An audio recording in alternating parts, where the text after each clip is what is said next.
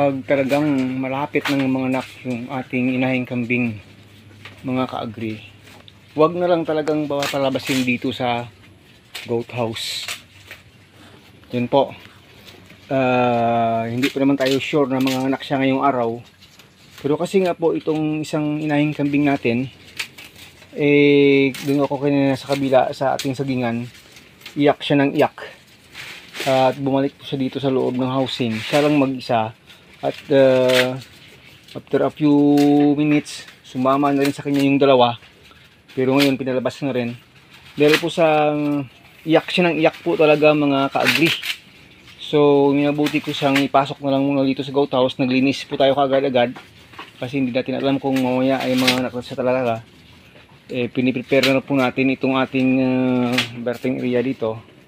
Nilinis na po natin kahit may mga dahon-dahon pa ng konti dyan, okay lang yan. At kinumpayan na lang natin siya dito sa loob. Nagkumpay na lang talaga tayo dito sa kanya sa loob, itong nyug-nyugan na ito, kasi paborito ito lahat ng mga kambing dito. Kahapon ay nagbigay siya tayo sa kanya ng maraming legumes at native grass na rin dito sa loob. So napansin ko po talaga, iyak siya ng iyak, pero nang pununtaan ko dito ay parang naibsa na rin. Pagkatapos nating maglinis po dito sa loob ng housing po ay pinasok ko siya at saka dyan pinapakain. Napansin ko po kanina talaga, grabe talaga yung sipa ng anak niya sa kanyang tiyan. At kasi po laglag na po talaga kasi yung tiyan niya ngayong araw. Kahit naman kahapon napansin ko na rin na masyadong laglag na talaga yung tiyan. At lumiit na talaga yung puno ng kanyang tawag doon, tail. Kaya napansin ko baka malapit talaga ang mga anak. Pero kung hindi mo siya mga anak ngayong araw ay okay lang. Wala pa namang white substance na lumalabas sa kanyang ari. Pero kanina talaga haba, nandito lang siya sa loob, iyak lang ng iyak kahit na nandito na kanina yung kasamahan niyang tatlo. Yun talaga, hindi ko lang alam kung nagpapapansin po talaga, pero hindi po kasi natin alam kung kailan ito nasampahan. Didepende tayo sa kanyang karakter. So minabuti natin pag ganyang hindi tayo 100% sure po, mas mabuti ipasok na lang talaga sa kulungan yung kambing at kumpayan na lang po dito. Ayan po, kanina kahit kumakain yan iyak pa rin, pero ngayon parang okay na siya. Baka hindi po na ano yung pag tawag doon, pagle-labor niya, pero feeling ko po talaga kasi kanina iba na po kasi yung iyak na minsan, kaya feeling ko talagang nagle-labor po siya.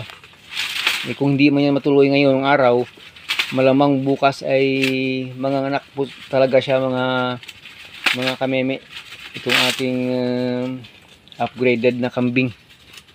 So yan yung panalangin ng sana natin ay maging okay yung anak niya at maging malusog lang.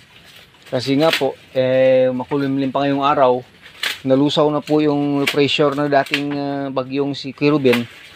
Pero mayroon pakis na minsan ditong paambon-ambon. So minabuti talaga. Ito talaga yung pinaka-best na gawin sa kanya. Ipasok po talaga dito sa loob ng fence niya, mga ka-agri. So yun po ang ating mga tips sa ating mga kakambing. Hindi man po tayo expert, pero yan po ang nakikita nating best remedy pag hindi po tayo kampante sa nagiging tawag doon, response ng ating mga inahing kambing ng mga buntis. Lalong-lalo na ito, kala ko nga mga anak na ito nung isang linggo pa, pero hindi pa rin. So talagang binabantayan natin, mas maiging present tayo during na nanganak po siya. At kung pwede lang po, huwag na talagang palabasin. Mahirap na po kasi baka mga anak sa labas, kasi may mga kambing po kahit doon sa labas, doon na lang mga anak. May mga kambing na naman na pag talagang feel na mga anak na po talaga ay papasok po talaga ng kulungan nila yan. So yun, kinapansin natin, grabe yung gulawan ng kanyang tiyan ng baby niya. Sa ngayon nga medyo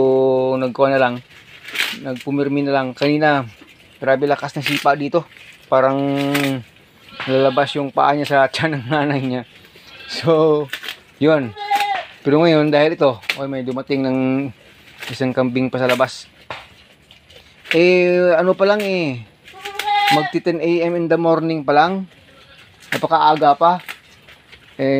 Mostly umuwi sila dito dahil naka-parents, umuwi sila mostly po 12, 11:30, 12 hanggang 1 p.m. 1:30 yun, uwi na yan sila lahat dito. Kahit na ilabas mo pa pagbukas yung gate dyan, talagang papasok na po yan sila, at hindi na po lalabas hanggang maghapon, umaga na naman.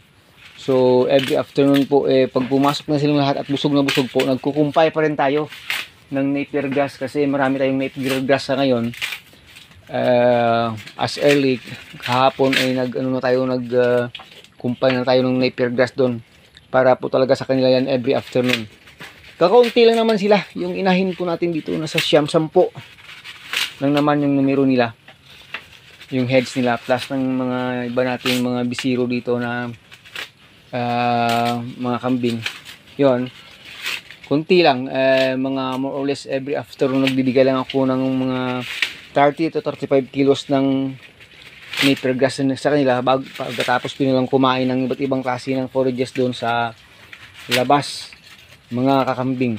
Kasi mamaya dugtungan natin itong video kung ano magiging reaction itong ating kambing, kasi nga kanina panay na lang ng iyak. So ito, puspusan na dito, hayaan na muna natin siyang makapag kain ng maramihan dito mga ka-agri, kasi paborito nyo lang, lahat ng kambing ko dito paborito po yan. Napier grass paborito din ng mga kambing natin. So the best thing to do is linisan na lang muna talaga yung ating goat house, yun po, at i-prepare natin yung kanyang birthing area. Kailangan malinis po yon. Yan na lang po naman talaga yung gagawin natin, kasi nga hindi natin talaga alam kung kailan ito mga anak. We are not really sure, mamaya o bukas, pero pwede na po talaga mga anak. Nakikita na natin yung ibang mga sign. And then what to prepare is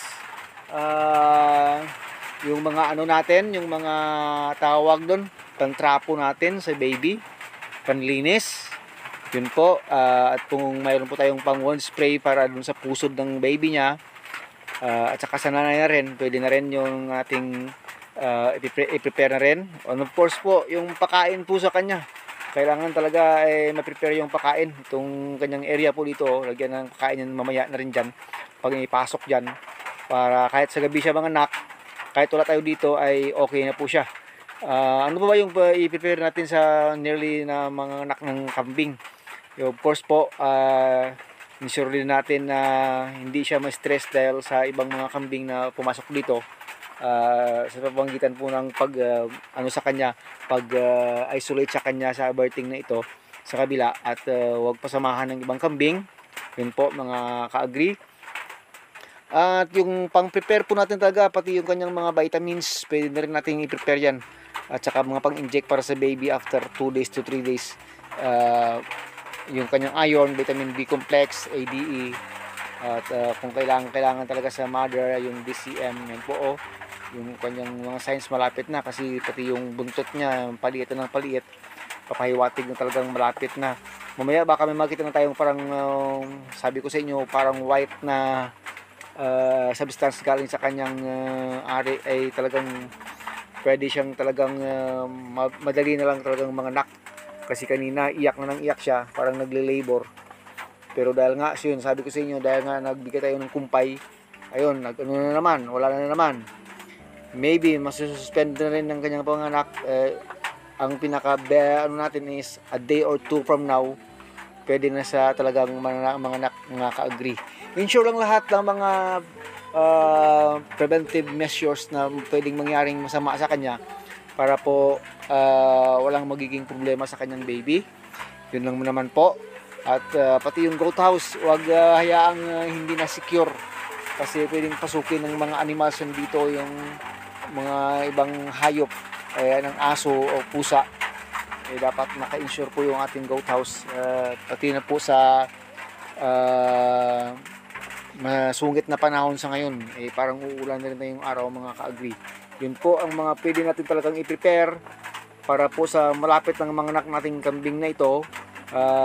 Mamaya ay palitan natin yung kumpay niya, at magbigay na rin tayo ng mga tawag doon, mga protein leaves niya, yung gaya ng mga kakawati natin at ipil-ipil para po talagang magiging marami yung gatas niya. Yan naman yung ano natin, yung pair natin na sana ay magiging sapat yung kanyang milk para sa paglabas ng kanyang baby.